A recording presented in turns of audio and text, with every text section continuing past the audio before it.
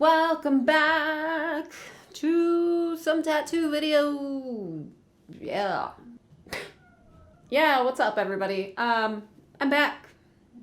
Every day seems like for now. We'll see. I really like these reaction videos I'm doing. Just a disclaimer, I guess. I'm not intending to like bash on anybody individually. I'm just going through and reviewing their process and seeing what I think they need to change and what my concerns are.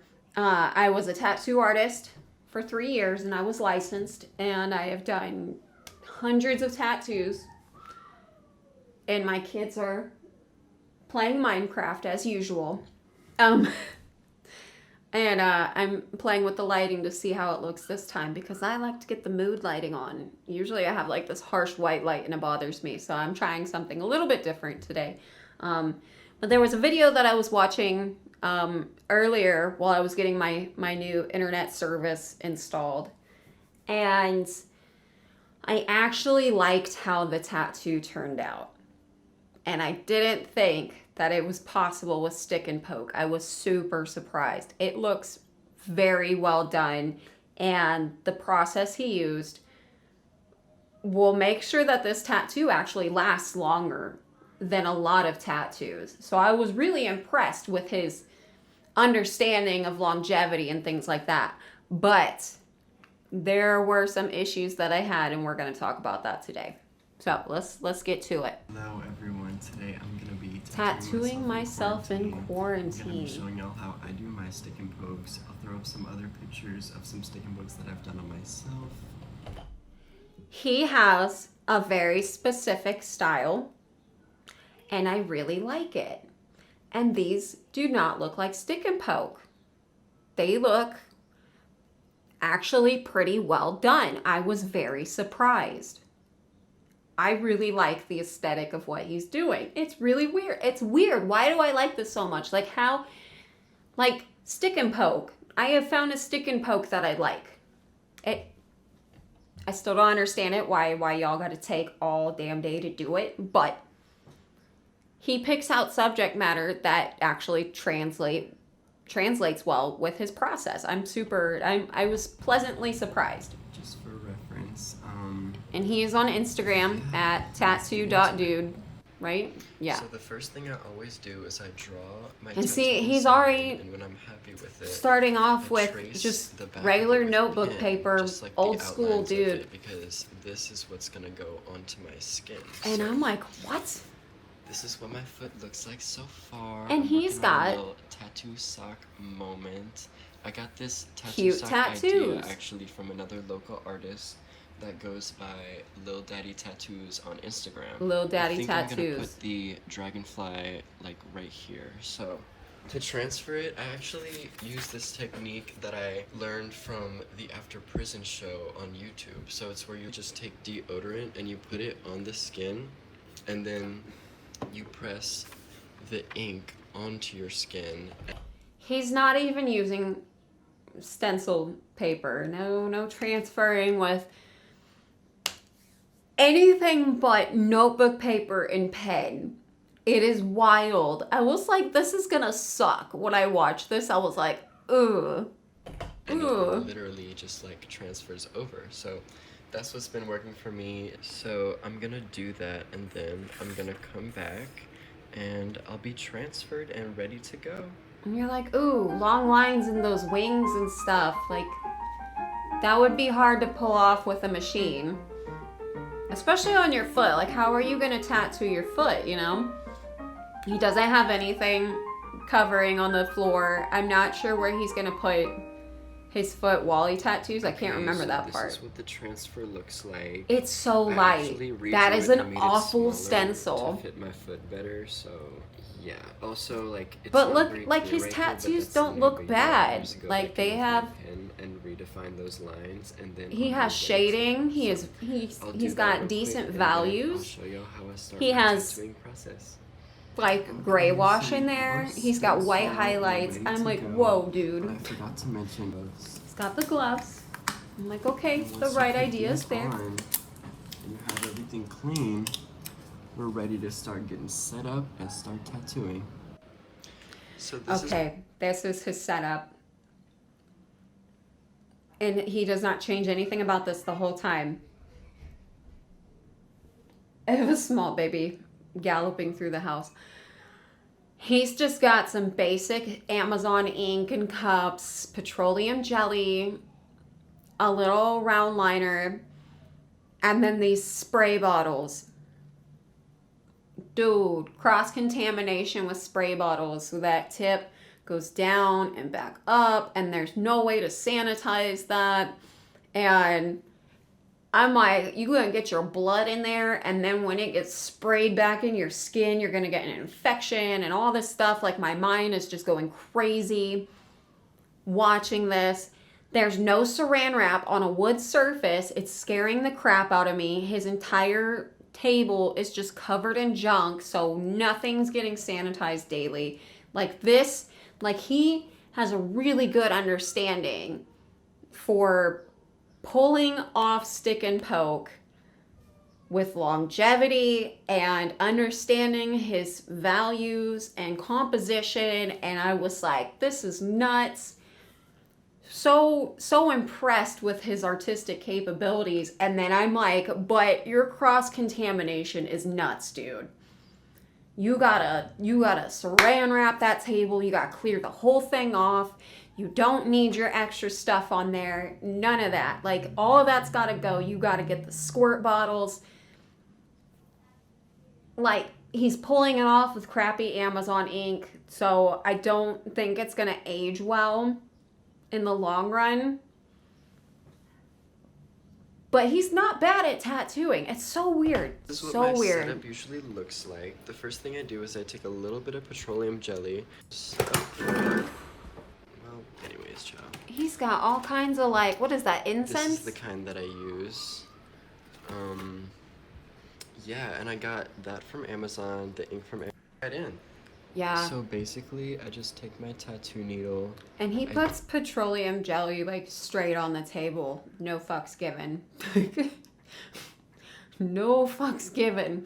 I knew a guy like this. I got my first tattoo from a guy who was very similar to this person from what I can see from his video. Coolest dude ever. I'm so glad I didn't get AIDS. Dip it in the ink a little bit, and then...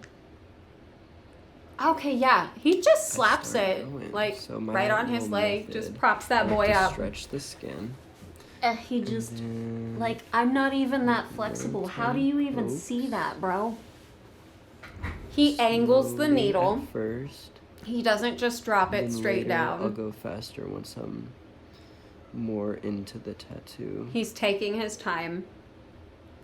He doesn't have any just basically go like lubrication while he's Stretch doing it. this.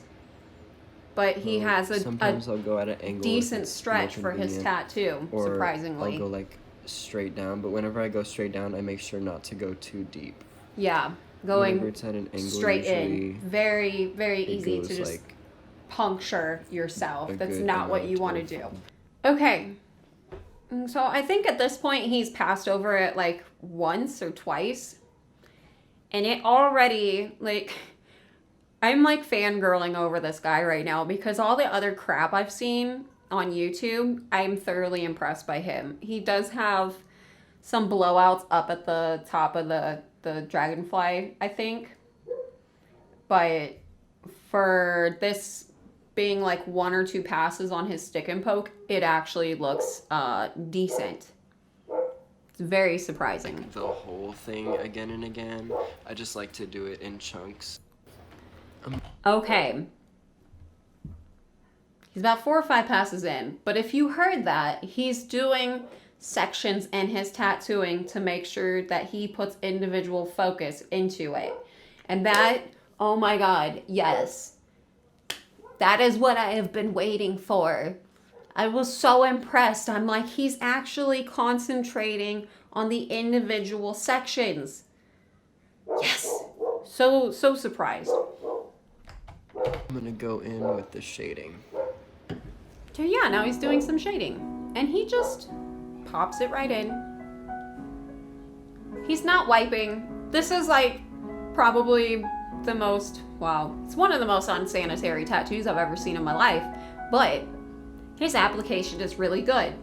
You know, there is like a market for stick and poke. Finished all of the black shading that I want to do. Like professionally. And I could totally just and if he got into that, he could do probably really well. So he's got blowouts in that body. There's so much lining that crosses over each other.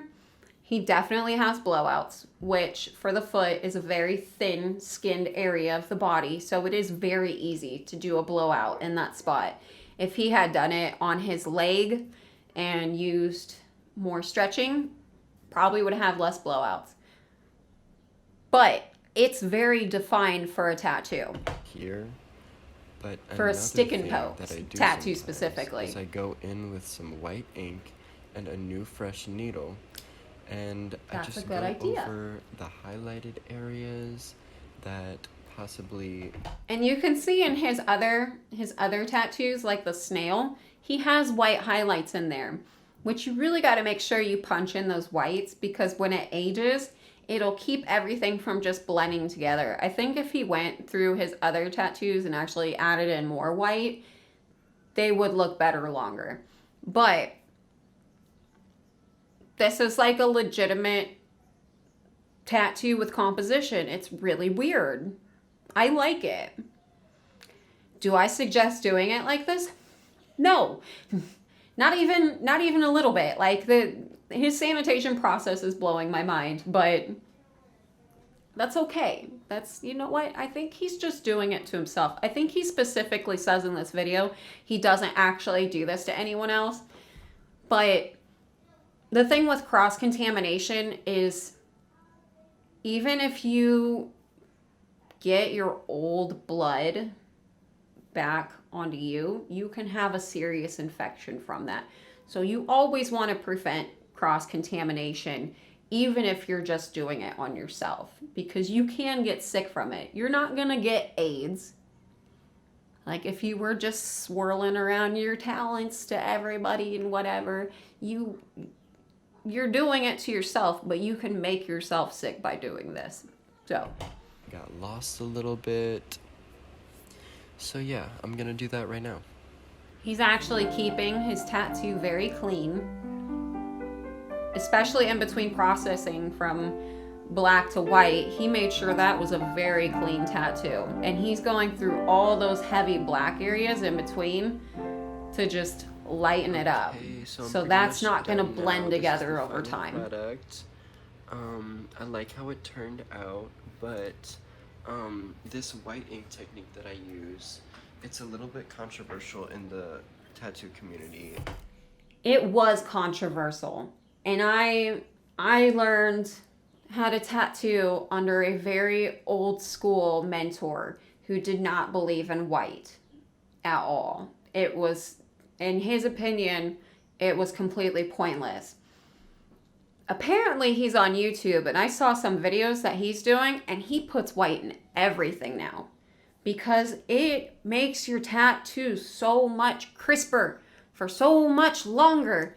Yeah, white ink will like tend to turn yellow in your skin, but there are bits in like, wow, I have the lighting messed up today. There are bits in my black and gray tattoo that have not completely blended together because there's white in there. And I have like a yellowish pigment to my skin. It's like an olive tone.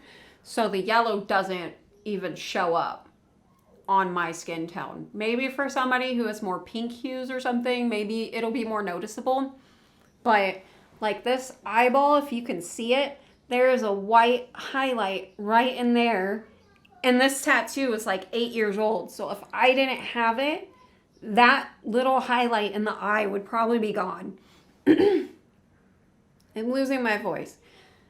So I had one coworker who is a freaking genius when it comes to tattoos, has like 15 years experience or something in the industry. And she has 2 skeletal figures on her arm, and one has white packed through the entire figure, and the other one doesn't. And she did an experiment where she wanted to see what the longevity of that tattoo would be like. So the one with completely white packed into it is a slightly different hue inside, which isn't noticeable to most people. And the other one that doesn't have anything is completely fogged out. Like, it's crazy. I didn't personally believe in white ink until she showed me the comparison of them being right next to each other. It's a major difference. Like, I think that's a really cool technique that has come up in the tattooing industry. And it's so weird, like popping into tattooing at 18 and then popping back into it at like 24 or 25 and seeing such a major difference in how we're tattooing now. I've used it before on this D. Yeah, see, this is his other stuff. And these lines aren't super crisp compared to like a professional, but they're way better than a lot of people are doing in their own basement. Like, he has a much better understanding that, you know, even somebody like me with all this art background, he has the technical application to do it to himself in like a very appealing manner. Like, it looks good. I really like that roly-poly. Like, he was very smart with those highlights. I'm super surprised. And on this roly-poly. It's so cute. And it worked well for me, so I don't know. I know that it can get yellow with time and it can look a little bit muddy, but I like how it's turning out so far. I usually don't do this technique on other people for that reason, because like... Oh, he is tattooing people. You were the chosen one! It was said that you would destroy the Sith, not join them! Alright, bro. Bring balance to the Force, not leave it in darkness! I talked a mad game about you. I loved you! I complimented you a lot. I got really excited to share this video, and I did not listen to you while I watched it. I was just thoroughly impressed watching it with no volume while my kids played Minecraft, and I got my internet installed today because now I'm disappointed. If you're tattooing other people without a license, I really hope you show a different process of how you tattoo other people, because your cross-contamination is freaking wild, dude. There is like nothing safe about what you're doing aside from the gloves. And I think this is something that people who aren't licensed don't understand. And maybe I'm wrong. Maybe he's just doing this for fun and he works at a shop. I don't know. But you assume that because you take one or two precautions that you're good. But you're basically putting up a wall of defense with cross-contamination. You need every single piece to the puzzle or you will get fucked. That's it. You need to really, really buckle down on how you're going to keep other people safe. Because if it gets back to you, you are in serious trouble. Talent that this person has, you have a really good chance at being a traditional style stick and poke within a shop. Like, there is a really niche market for stuff like this that could make you a ton of money. I might completely be misjudging this person because this is the only video I've seen of his. But when you've got talent, you gotta really apply it in the right way so that you can make something out of it. But I'm kind of bummed. Dude. I hope you get in a shop. Like, I hope you get professional training. I don't know what to say. I was so proud of this dude. I'm like, you've got talent. You can go places. I love you too. I love you too. My girls are sweet. He has a really good understanding of technical application. He needs to find a market to get himself into. He needs to find some door to put his foot in to start making good money, because he's going to get himself in a lot of trouble if he's doing this out of his house. And I really hope he's not, because I really hope he's not condoning doing this out of your house and putting people at risk. Because for how good he is, that was scary. That's scary when you think about other people coming into the same environment. So, wish him the best. I hope the worst doesn't happen. I think that's it.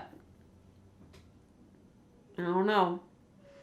I guess I'm out. Maybe I'll reach him on his Instagram and say, hey, I have some pointers for you, professional wise. Because, you know, if he's already got his clients and stuff, if he's already got an Instagram and a good following on YouTube, he might have a pretty decent market out there for him to begin with. So, I don't know. I think that's it, guys. I think I'm out. Peace. See you later. Bye-bye.